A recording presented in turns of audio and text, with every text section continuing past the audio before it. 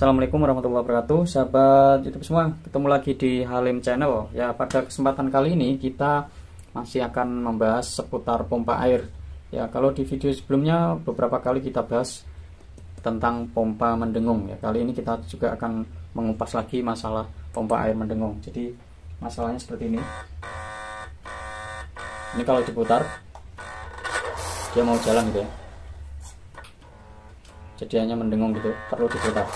Nah, ini seperti yang kita jelaskan sebelumnya, masalahnya itu ya kapasitornya lemah ya, atau koilnya yang putus gitu, koil bantunya. Dan kita akan bahas lebih detail tentang kapasitor lemah ya, penyebabnya apa, supaya ini, karena kasus ini banyak sekali terjadi ya, supaya nggak terjadi lah, minimal bisa meminimalkan masalah ini agar nggak terjadi ya, nggak terjadi hal yang sama ya, terulang lagi. Nah, itu yang perlu kita ketahui dalam video kali ini. Ya, berbicara tentang kapasitor lemah ya, sehingga tidak mau berputar motornya, karena ini memang sifatnya itu kapasitor starting dan juga running, dia membantu untuk starting putarannya. Nah, kita perlu mengenali apa sih kerusakan kapasitor itu sendiri. Nah, di sini saya coba sharing yang umum aja ya, yang awam terjadi, yang sering terjadi. Ada dua yang sering terjadi itu. Yang pertama adalah kapasitor short. Jadi dia short itu ya. Di dalamnya ini kan ada metallized film gitu ya. Nah, metallized filmnya itu udah short, jadi sudah nggak berfungsi metallized filmnya, sehingga seolah itu kabelnya nyambung doang, kabel leadnya itu cuma nyambung gitu aja gitu ya. Itu yang paling banyak terjadi. Yang kedua adalah open circuit. Open circuit itu jadi antara lead dan metallized film itu nggak nyambung, dia putus gitu ya. Nah, di sini kan ada kayak sambungan gitu ya, ada terminal antara kabel dengan metallized filmnya, dia putus. Nah, itu yang paling banyak terjadi. Dua masalah ini sebenarnya paling umum terjadi, sehingga akan kita bahas dalam video kali ini, supaya tentunya tidak terulang lagi ya, tidak terulang. Kenapa sih kapasitor kok cepat lemah gitu ya? Cepat lemahnya kan tadi ada open circuit maupun kapasitor short. Nah, yang menyebabkan kedua masalah itu apa ya? Di sini juga kita bahas yang paling umum terjadi ya. Yang pertama adalah mengenai voltage, over voltage. Jadi voltasenya di sini ya, di sini itu ada label voltasenya, kelihatan ya, 450 VAC. Nah, 450 VAC ini tidak boleh melebihi kapasitornya ya. Di sini 450 VAC ini adalah pada kondisi minimum ya, beban minimum. Artinya tidak ada beban lah ya. Tapi karena pompa ini kan digunakan untuk memompa air ya, minimal ada beban minimal itu ya pada saat 1 meter biasanya diukurnya, atau paling banyak itu kalau diinstal untuk booster. Untuk booster itu kan dari torrent kemudian didorong ke kran gitu ya, sehingga dia itu seolah-olah tidak ada headnya, tidak ada beban untuk ngangkat gitu ya. Jadi justru dia itu hanya menguatkan saja gitu, tidak ada resistan beban di dalam pipa. Nah, itu adalah kondisi minimum pemakaian. Berbeda kalau kondisi untuk hisap dan dorong. Nah, itu fungsinya beban kapasitornya sudah mulai menurun, alias beban pompanya. Jadi beban pompa yang tinggi itu justru beban voltasenya itu rendah, tapi kalau bebannya ini ringan justru ini menjadi tinggi ya, sebaliknya beban kapasitas voltasenya.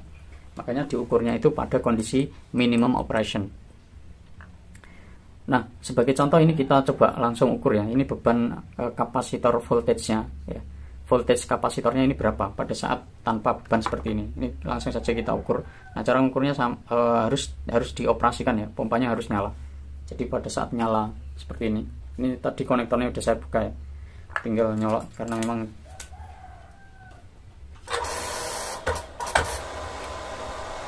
nah, ini sudah pasti VAC ya, tegangan bolak-balik, kelihatan ya, nilainya adalah 398. Nah, 398 sedangkan labelnya ini 450. Ini sebenarnya tinggi. Secara pengukuran di bawah kapasitasnya, tapi secara teknik desainnya ini bebannya terlalu tinggi. Ya, karena biasanya teknik pengukurannya itu 15% atau 20% di bawahnya. Jadi kalau 15% lah katakanlah dari 450, harusnya itu bebannya voltasenya itu di bawah 385 volt. Tapi ini tadi 398 ya, 398 artinya kondisinya tinggi ya. Ini berpotensi berpotensi akan terjadi short ataupun open circuit tadi ya, yang menyebabkan masalah. Jadi sebaiknya penggunaan pompa agar kapasitornya awet, jangan di voltase maksimum seperti ini ya. Artinya apa? Tidak dianjurkan menggunakan pompa tanpa air, karena kalau tanpa air kapasitornya ini voltasenya sudah di ambang maksimum bahkan over gitu ya. Ini yang menyebabkan kapasitornya cepat menurun ya, lemah, dayanya cepat lemah. Jadi supaya nggak terulang ya, ini harus dioperasikan di kondisi beban, ada bebannya. Kalau tanpa beban ya pasti dia akan cepat lemah. Itu yang menyebabkan kapasitornya cepat lemah ya. Yang kedua adalah ya, di sini lagi-lagi saya matiin dulu ya. Di sini ada temperatur. Nah, kelihatan ya, temperaturnya itu dituliskan 70 derajat, kelihatan ya. 70 derajat Celcius. Nah, 70 derajat itu adalah kapasitornya. Sedangkan frame ini pada kondisi maksimum ya, itu kisaran 70 sampai 8 bahkan sampai 90 ya. Anggaplah 70 sampai 90. Artinya dia akan menerima temperatur yang sama. Nah, itu yang menyebabkan dia cepat sekali melemah ya kapasitornya. Jadi usahakan jangan beban tinggi, atau minimal tempatkan pompa itu tempat yang dingin atau sirkulasi udaranya bagus ya, supaya tidak terlalu panas. Intinya kalau dia panas ya melebihi 70 ya, tapi 70 ini label ya. Label kalau secara desainnya kembali lagi toleransi itu 15%. Kalau 15%-nya dari berapa ini 70 itu ya berapa tadi saya hitung, sekitar ya 60 lah, harus di bawah 60. Kalau lebih 60 ya itu sudah bisa dipastikan kapasitornya akan cepat lemah. Nah, itu yang paling awam atau paling umum sekali terjadi ya, sehingga kapasitornya lemah terus nanti tidak mau berputar pompanya, mendengung. Jadi usahakan yang pertama bebannya ini lebih bagus ada bebannya pompanya, supaya ini kapasitornya tegangannya nggak terlalu tinggi. Itu yang pertama. Yang kedua, panas ya.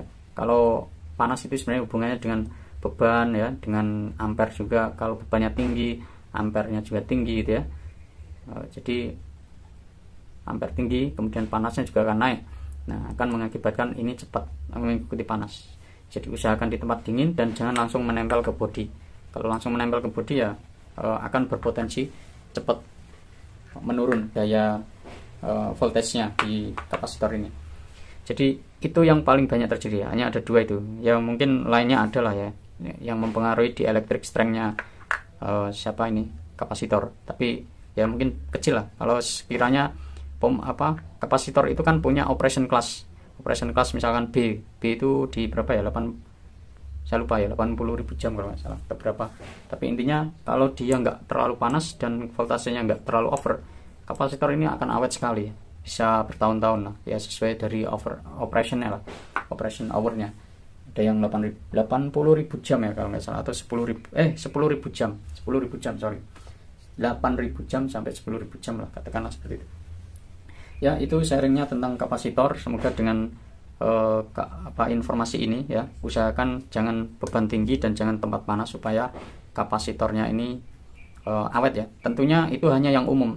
Penyebab lainnya sebenarnya banyak. Dia ini tidak boleh bergetar, terlalu banyak bergetar gitu ya, macam-macam. Tapi getar kan, pompa ini kan diam dan nggak terlalu banyak getaran. Saya hanya membahas yang paling sering terjadi. Jadi open circuit ya, sama short itu yang sering terjadi, dan penyebabnya ya voltage-nya over sama panas. Intinya di situ ya. Ya supaya awet ya, hindari over voltage sama panas ya. Oke, di situ semoga jadi perhatian untuk penggunaan pompa agar tidak panas dan tidak over voltage, sehingga pompanya jauh lebih awet seperti yang diharapkan. Terima kasih sudah menonton.